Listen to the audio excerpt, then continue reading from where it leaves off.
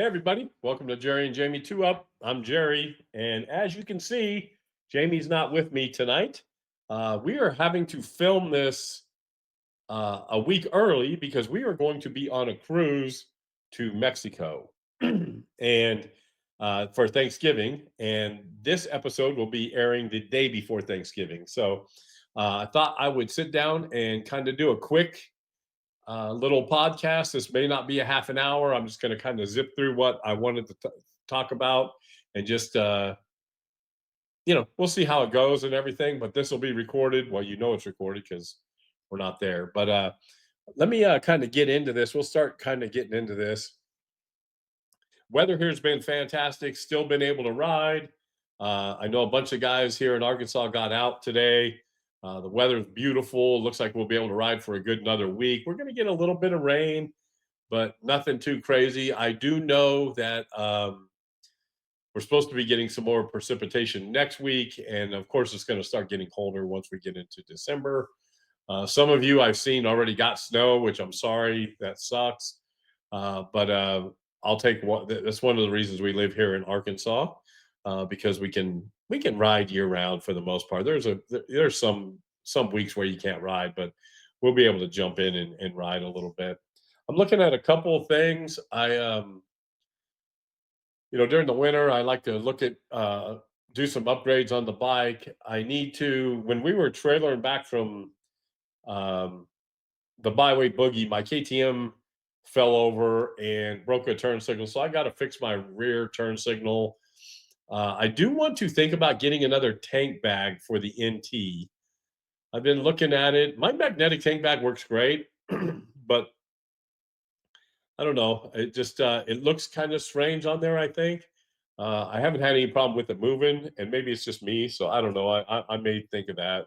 Um, I've also thought about getting some hand guards because I didn't think about it. This bike doesn't have hand guards, and I can't put my hippo hands.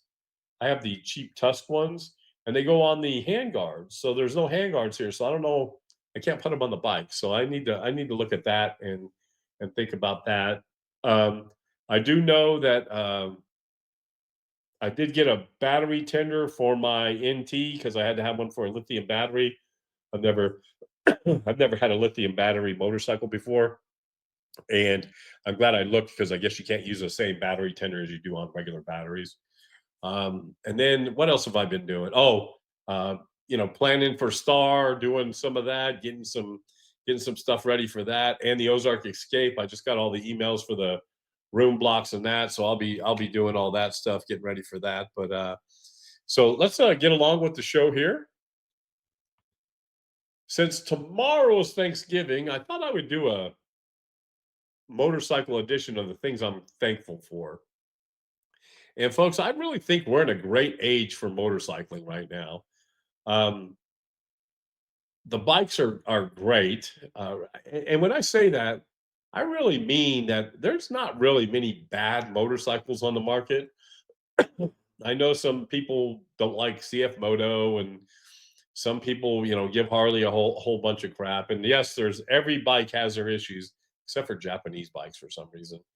But man, we're just in a good time for motorcycling, and the bikes are great. They're coming out with some very affordable models. There's getting to be some variety, and which is weird because everything you hear, the motorcycle industry is going down. People aren't buying motorcycles, but man, there sure are some cool bikes out there for everybody. So let's look at a couple. I've got a few categories I'm looking at that I want to comment about. So, folks, this is a category that almost died, I think, right? Because for a while there, we had Concourse 14, we had the FJR, we had the ST 1300, um, and when those bikes started phasing out, even though you can still get a C14 and the FJR, you can still find them. But I think the problem was is people our age, who right now we're kind of the demographic for motorcycles, we've gotten older and we want lighter motorcycles. And those big motorcycles, that C14 that we rode, I loved it, but it was a tank. And so now we're kind of getting into these really nice especially if you don't ride two up. If you're just a single solo sport touring motorcycle rider, there are so many great options out there for you. And here's just four of the ones that I've kind of like. Um, I know a lot of people don't like the look of the Yamaha, but I love that Yamaha Tracer look. Um, I like the Suzuki GT look. I know some people don't like that. I think the Kawasaki's in need of an upgrade. I think it needs, it's getting a little long in the tooth when it comes to styling, I think.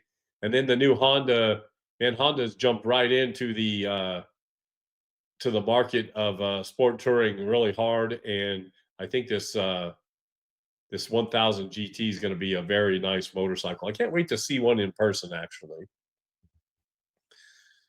another thing that I love the fact that we're in the that there's a very good uh, selection of smaller CC adventure bikes. And I'm not saying dual sport bikes or single track bikes. That's a different category to me. Adventure bike to me is something you can ride, 1,000 miles to get to the trail, and then go off and do some dirt and that sort of thing. When we did the Mid Atlantic BDR, we put 4,000 miles on the bikes, going to and from and riding the trails and everything. And that's what I consider an adventure bike. And so these smaller adventure bikes are really kind of taking over the market a little bit. I think people have realized that, yeah, you can go out and do a big GS and those sorts of things, but you can't. You just get tired of picking those big GSs and stuff up. Where and even like a T7 or something like that is after a while, it's just so heavy to pick up that I'm just glad there's smaller CC adventure bikes out there. I'm looking forward. I love the CFM. I mean, the CF Moto 450. I really like that bike. I would love the new KTM Adventure, but it looks like everybody else too. I talked to the dealership, and they've got a big waiting list to get those. And then the Kawasaki looks great too. So I think we're in a good age for that. Here's a section of bike that I don't think I would be ever interested in. Um, but the more I see them, the more they grow on me. I've rode the 8S and the MT7. I will say I like the 8S a lot. I like the look of it. I like the how plenty of power. The MT07, I know they're right around the same amount of power, but when I rode it, excuse me, it really seemed like it was lacking in a little power. Maybe it's just because I'm a big boy, right? And it was probably screaming for me to get off of it. The Honda, I haven't got the ride, but I do like the look of the Honda. But I really do like these naked bikes. And I think if you were going to have it as a second or third bike and just be able to use them for day trips, especially around the Ozarks here and that sort of thing, I think that would be it'd be cool. I really do like the touring options that are out there now. Um, Again, my NT, I love that thing. It's great, and it's a little more on the touring side of things than the sport touring. It'll go plenty fast enough for me, but some people, if it doesn't have 140 horsepower, they're not interested, and I get it. But the rest of these bikes, like the Motor Guzzi and the Tiger, none of these are going to really rip your arms out of the socket, but they're very good touring bikes. I rode the 800 Tiger. Again, if I wasn't riding two up, that might be a bike that I would be on. I love the Moto Guzzi, the V100. I love the look of that bike. The only thing I didn't like about that motorcycle is the seat height's really low, and my knees were screaming after a little while on that thing. But I really do like the idea of some of the versatile touring options that are now available to everybody. I look at these and I love the idea of these motorcycles. I I I think they look great. I of course, they're going to get your adrenaline going. They're bullets. They're basically very high precision machines, and really for what you get performance wise, the cost isn't too crazy. But man, there's just no way that my 61-year-old body is going to climb on that thing every day and put all that weight on my wrists and bend my knees like that. Maybe some of you smaller guys that are in shape and um, maybe that appeals to you, but I just all I see right there is pain and a lot of suffering for a few minutes of bliss. So I love the idea of them. I know I'm past that part of my motorcycle life. I always said that I wouldn't get into the mile crunching touring machine, but the more I look at some of them, look, I rode a Gold Wing, and if you guys haven't rode a Gold Wing, that bike, look, it's a tank, but it is the most nimble. Once you get it going, that is a really nice motorcycle. I don't think I would own one. It's a little low to the ground for me, and there's not a lot of clearance, but I would own the RT. I love that thing. I think the look of it's great. Um,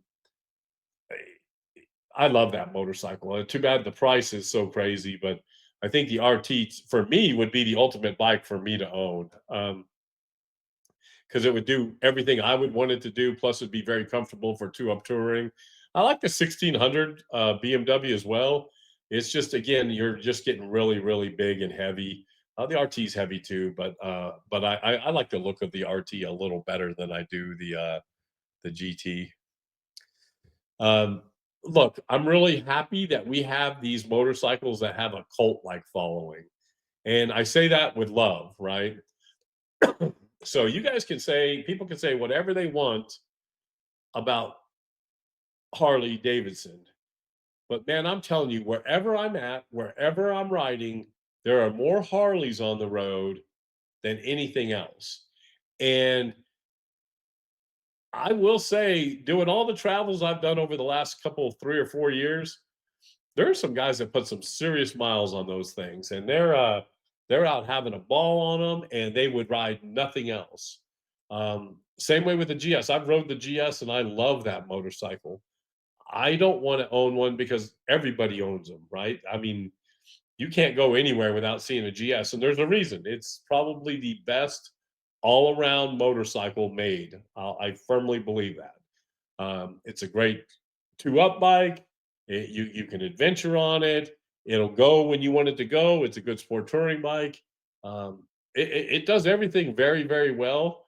The only thing is everybody's got them, and when you go, past the Starbucks, there's 15. I'm just kidding. It's a joke, BMW folks. It's a joke.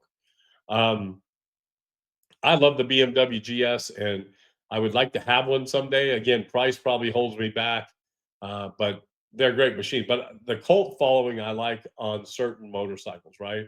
Harleys, people love Harleys. People love GSs. Um, I don't know if there's any Motor Guzzi's maybe the same way because I've noticed some people they have a true love for that one motorcycle. Um, I'm that way when it comes to Japanese motorcycles. I just like motorcycles that start when I want them to start. They don't cost an arm and a leg to fix, and they do everything I want them to do for an affordable price. But yeah, I do like the idea of the cult following for some motorcycles. I think it's good for the whole hobby. This is another area that I think I want to make it succeed. Um, I don't know if it will. I know it's catering right now to us, the people who, have been riding motorcycles in a while because we look back and we go, "Oh, 30 years ago, that's what." And I will say I rode the Kawasaki, the 900, and it's a great motorcycle. It looks cool. I like the new Triumph, the little 400 Triumph that looks like a cafe racer. That new Honda CB 1000 looks like it's going to be cool. I hope they keep bringing them out. I just hope people are buying them because that's really cool. Um, I would love to see the turbo. Like, I don't know if you guys remember back in the day, the Honda Turbo, CX 500 Turbo, the Yamaha Seika Turbo. Everybody had a turbo at one time. I think it'd be kind of cool not to have a turbo, but to bring back something that looked like those turbo bikes. I think that would be really, really cool. But old school retro, I love the fact that the BMW 90. yeah, the one that looks like the 90/S. I think that's the best looking. It's a 9T now. It's the best looking motorcycle. I love the look of that thing. It's just too expensive. 25 grand for or 20 grand for a old school bike. It's a little too much for my blood. Um, since Jamie's not here, I'm going to talk a little bit about that. I don't know about you guys, but I love the fact that she's enjoying this thing. I watched her go through her class and she tried so hard. And I think it was a rude awakening for her about how heavy motorcycles are. And then, all the things involved, right? Most of us are so used to clutching and braking and shifting and everything with our feet. And I think that kind of took her by surprise a little bit. But I also think that, and she didn't want to give up, but I'm so glad she came to the realization. And I think Brad and Janine have really helped her a lot because she rides a scooter, Janine rides a scooter, and Brad rides a regular bike. And I think Jamie got inspired by watching her, and man, she loves this little scooter, and it's I love watching her ride it. She has a lot of fun. It's it's a good size for her. It'll go 70 miles an hour. It's plenty fast for her. Wouldn't mind getting her something a little bigger, maybe down the road. But for right now, she's really enjoying this thing, and I love the fact that she's enjoying it. And I have to laugh because people give scooters a hard time, and I guess basically I'm riding a big scooter, right? Um, it's whatever people are comfortable riding and whatever they want to get out and ride. And I think it's so cool that I can go ride with my wife. And I know a lot of you out there, your wives don't want to have anything to do with them, and that's cool too. But man, I really enjoy riding with my wife. And I'm just so happy that she's confident and that she's enjoying her time.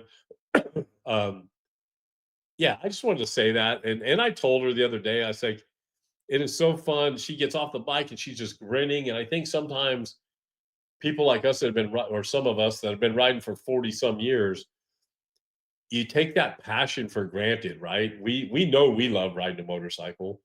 Um, but man, it's so cool when you see other people who are enjoying it as much as you do. And it's just cool. So I'll quit ranting about it, but it's really cool. I love watching her. Well, folks, we didn't go too long tonight. I just wanted to kind of run through that, record this. I'm going to get it up tonight, um, get it up on YouTube. But I really do thank you guys. I want to take a moment and thank everybody out there who supports the channel. I want to thank all my friends who I get to ride with all year long. Uh, I love riding motorcycles, guys, and riding with a lot of you has made it really good. There's way too many people to name uh, that I love riding with, but I will throw out, Mark Driscoll and Bob Burdett. Um, I love riding with you guys, and I hope we continue riding for years to come. And then everybody else that we get to see at rallies and all that sort of thing. I'm blessed that I have such good friends to ride with. So over this holiday weekend, when you're eating that turkey and you're about to fall asleep and you're watching the Dallas Cowboys lose again, I know it's a joke, folks. Um, just keep in mind how cool it is that we get to ride motorcycles and that we're healthy enough to ride motorcycles and that we're capable to riding motorcycles because believe it or not, we're not going to be able to do it our entire life. And I am, for one, trying to enjoy as much of it as I can. So I just want to thank you guys for being there, supporting us. I want to thank you guys for being friends and for being riding partners. And again, have a great Thanksgiving. We'll be back live the week after Thanksgiving. So until then, everybody, uh, be safe, be kind, happy motorcycling.